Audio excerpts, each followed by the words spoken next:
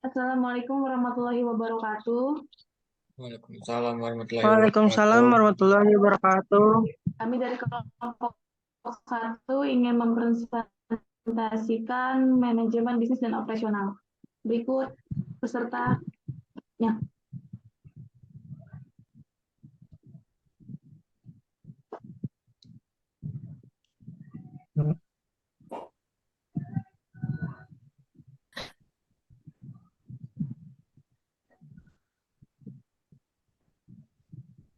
Kita. Nama saya Zulita Nisa. Nama saya Ana Rufaida. Nama saya Umaira.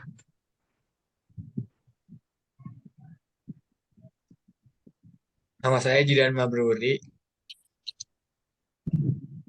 Nama saya Sulfi Makfira.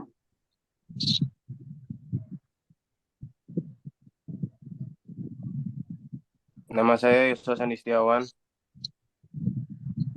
Nama saya Muhammad Aditya.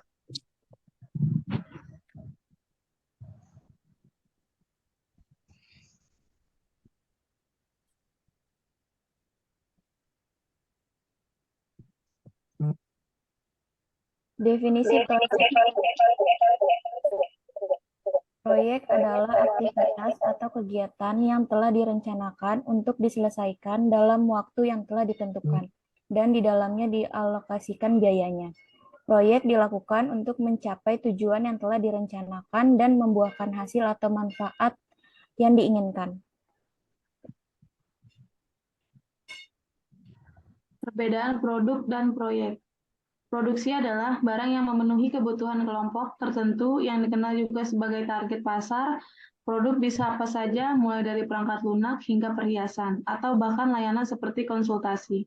Setiap produk melalui siklus produk, dari perkembangan hingga uji coba, pasar, dan akhirnya peluncuran.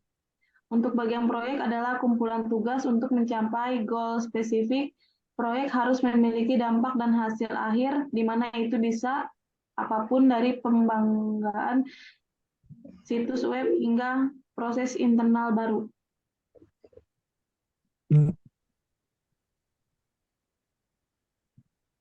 Definisi program. Menurut Sukrisno, program merupakan ekspresi kata dan juga pernyataan yang disusun dan dirangkai menjadi suatu kesatuan dalam prosedur.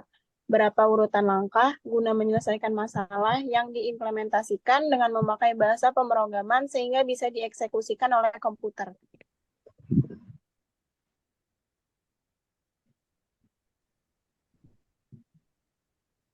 Manajemen proyek. Yang pertama planning, penetapan sasaran, mendefinisikan proyek, dan penetapan tim. Yang kedua scheduling, menetapkan orang.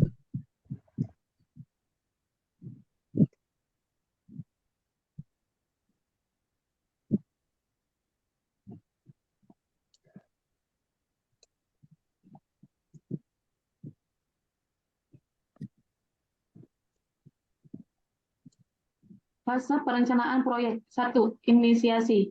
Yang pertama dari fase siklus hidup, inisiasi membutuhkan pertemuan awal yang melibatkan klien dan investor.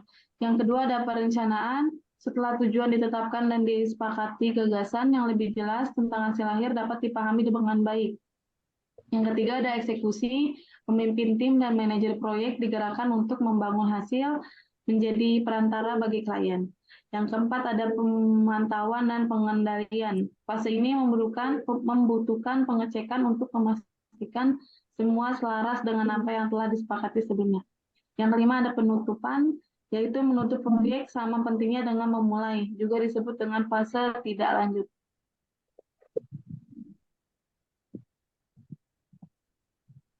Fase penjadwalan proyek. Penjadwalan proyek merupakan salah satu elemen hasil perencanaan yang dapat memberikan informasi tentang jadwal perencanaan dan kemajuan proyek dalam hal kinerja, sumber daya berupa biaya, tenaga kerja, peralatan, dan material, serta rencana durasi proyek dan progres waktu untuk penyelesaian proyek. Dengan adanya penjadwalan, kita bisa mengetahui kapan kegiatan-kegiatan akan dimulai, ditunda, dan diselesaikan, sehingga pengendalian sumber daya akan disesuaikan waktunya menurut kebutuhan yang ditentukan.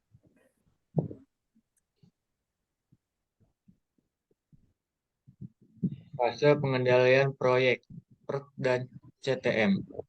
Fase pengendalian proyek menggunakan PERT atau Program Evaluasi dan Review Tansqui dan CPM atau Critical Path Method adalah tahap di mana pengelolaan proyek menggunakan metode-metode ini untuk memantau dan mengendalikan proses proyek. PERT adalah pendekatan yang menggabungkan estimasi waktu optimis, waktu pesimis, dan waktu yang paling mungkin untuk menghasilkan estimasi waktu yang paling realistis untuk setiap kegiatan dalam proyek ini. Proyek ini membantu dalam menentukan jalur kritis dan mengevaluasi risiko yang terkait dengan jadwal proyek. CPM di sisi lain fokus pada menentukan jalur kritis, yaitu serangkaian kegiatan yang tidak dapat tertunda tanpa mempengaruhi tanggal penyelesaian proyek secara keseluruhan. Dengan memperhatikan jalur kritis, manajer proyek dapat mengidentifikasi kegiatan yang paling kritis untuk memastikan proyek selesai tepat waktu. Keduanya digunakan secara bersamaan atau terpisah, tergantung pada kompleksitas dan kebutuhan spesifik dari proyek yang sedang dikelola.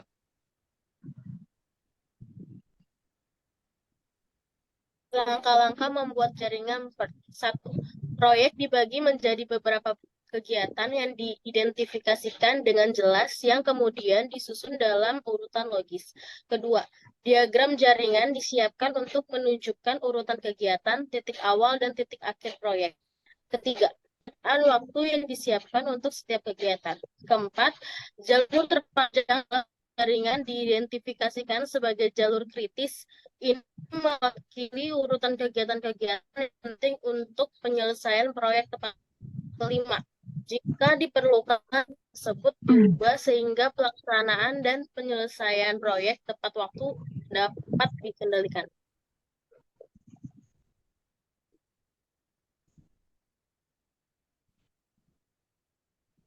Network planning. Network planning atau jaringan kerja adalah suatu teknik yang digunakan oleh seorang manajer untuk merencanakan, menjadwalkan, dan mengawasi aktivitas pekerjaan suatu proyek dengan menggunakan pendekatan atau analisis waktu atau time dan biaya atau cost yang digambarkan dalam bentuk simbol dan diagram.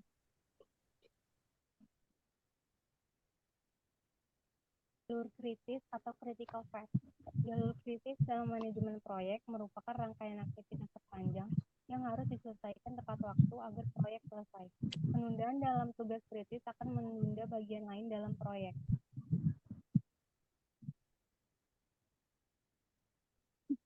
Manfaat critical path. Yang pertama, mengurangi resiko penundaan. Yang kedua, memvisualisasikan ketergantungan. Yang ketiga, meningkatkan organisasi. Yang keempat, mengoptimalkan efisiensi. Yang kelima, menghitung slot.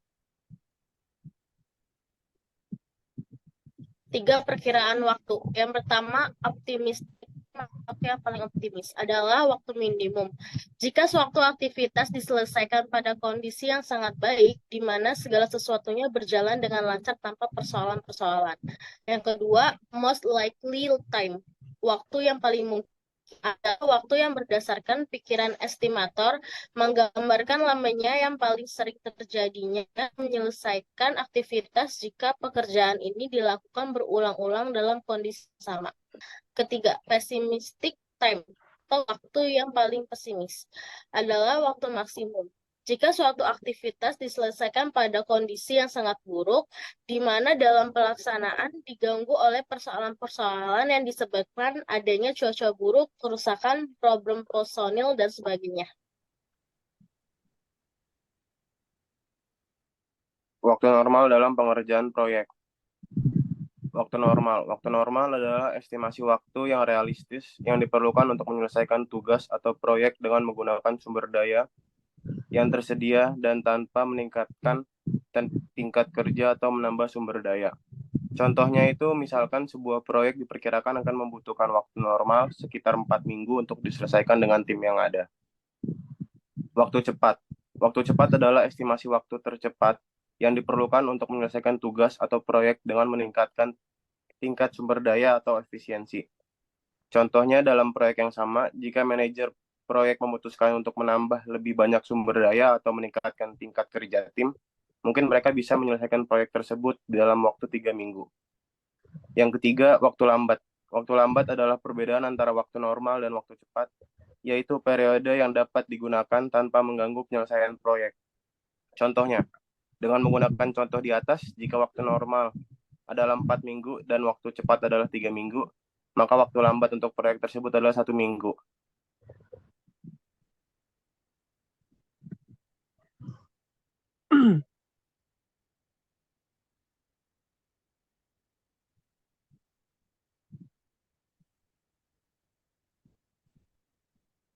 Sekian dari kelompok kami, kurang lebihnya mohon maaf. Terima kasih. Waalaikumsalam warahmatullahi wabarakatuh.